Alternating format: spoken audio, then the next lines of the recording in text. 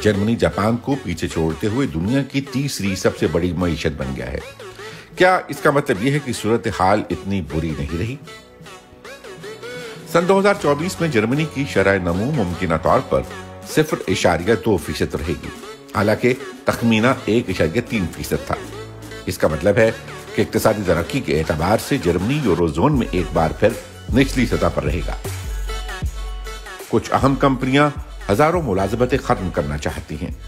Tax की बुलंद शरह और जिद्दत और इख्तरा की कमी जर्मनी में बड़े चैलेंजेस हैं। लेकिन इन मसाइल के बावजूद जर्मनी जापान को पीछे छोड़कर दुनिया की तीसरी बड़ी मईशत बना है, तो सूरत हाल इतनी बुरी तो नहीं होगी ना।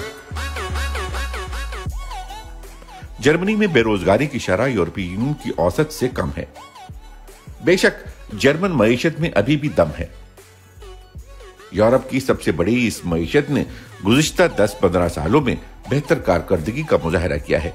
जर्मन स्टॉक मार्केट नए रिकॉर्ड बना रही है, लेकिन जर्मन कंपनियों में एक बेचैनी नुमाया है।